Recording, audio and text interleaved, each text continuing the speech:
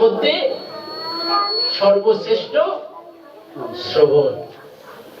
যেমন গাছের জল না দিলে যেমন গাছ বাঁচে না, টবের গাছ জল না দিলে কিন্তু বাঁচবে না, দুবেলা জল দিতে হবে। সেরকম ভক্তি লতা বলে এই গাছটা এমন লতা গাছ, বড় গাছ না, ভক্তি লতা বলে। ভক্তি গাছটা লাভ করতে গেলে লতা গাছে জল দিতে হবে। কোথায় কি জল? হরি কথার কর্ণেতে জল ঢালতে হবে। এখানে খেলে কি করবে? সব লেটিনে চলে যাবে। কত লড়ি লড়ি খাবার খেয়ে ফেলেছে, হিসাব করে দেখুন।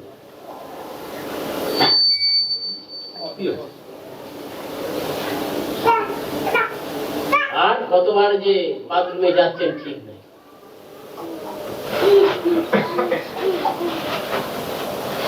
কান দিয়ে খেতে হবে। ওই জন্য ভগবানকে লোভ দিয়ে কিনে নিতে হবে। যে যত হরি কথা শোনার জন্য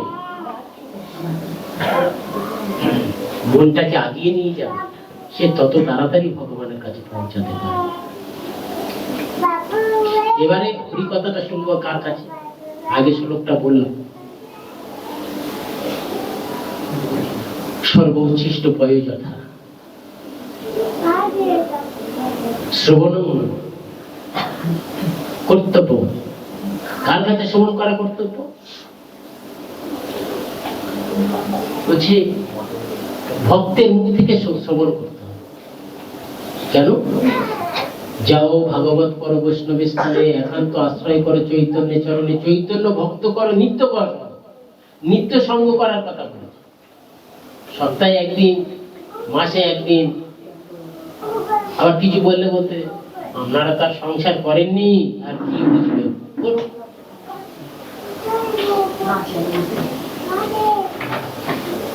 করুন, সংসার করুন।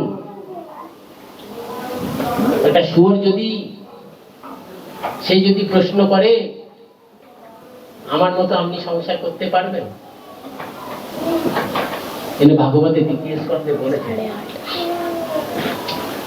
সবার অষ্ট খর শাশ্বত পুরুষ পশু নৌজত পাথ কর্ণে গদা পুরুষ। অনেকে বলবে তাহলে আমরা হরিকথা শুনতে আসলাম, আমরা এইরকম আমাদের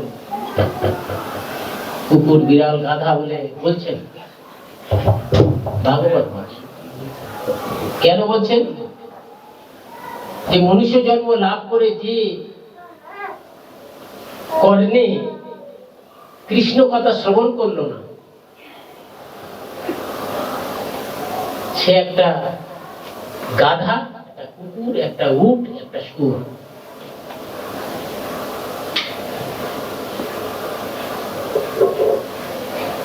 ভাগাড়ে দেখেছেন? গ্রামাঞ্চলের দিকে থাকে, যত ডেড বডি গুলো ওইখানে ফেলে দিয়ে আসে।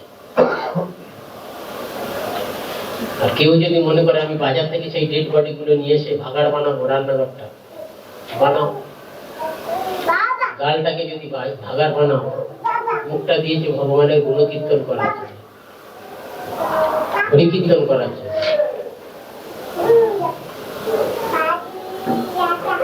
এইখানে সব থেকে যত আমাদের ইন্দ্রিয় আছে, সব ইন্দ্রিয়গুলো, সব ইন্দ্রিয় স্থাপন, সব ইন্দ্রিয়গুলো দিয়েছে ভগবানের সেবা করার।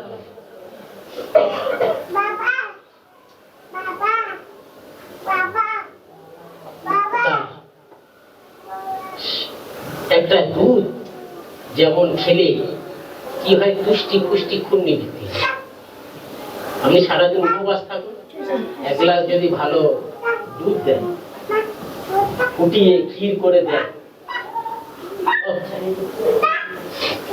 সারাদিন একদম শরীরে বল আসবে। সারাদিন খাইনি, একবারে ইয়ে হয়ে গেছে, শরীর দুর্বল হয়ে গেছে, এক গ্লাস যদি দুধ পান, মনটাও তুষ্টি হলো না, ভালো জিনিস খাচ্ছি। আর দুধ পরিষ্কার কুত্তা পালে বাছুরে ভুগে, আর এখন অধিকাংশই বাঙালি দুধ বিক্রি করে কুকুর পোষে, গরু আর পোষে না। কত খাটবে?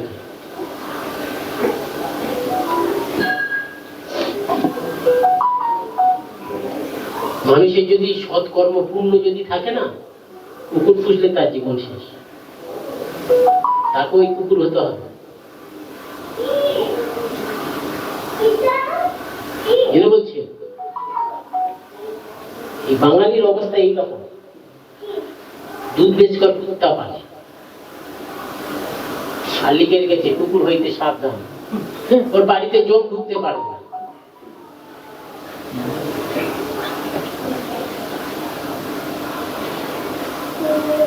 এইরকম যদি অবস্থা হয় খুব শোচনীয়।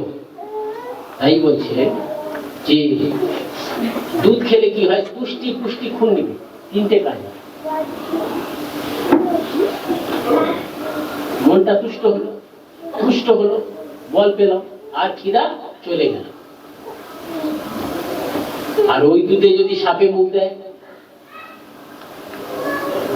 ওই দুধে যদি সাপে মুখ দেয়, সেই দুধ যদি খান কি হবে? নিতাই গৌর। তো সেরকম ভক্তের মুখ থেকে ভাগবত কথা শুনলে, হরি কীর্তন শুনলে, মহামন্ত্র কীর্তন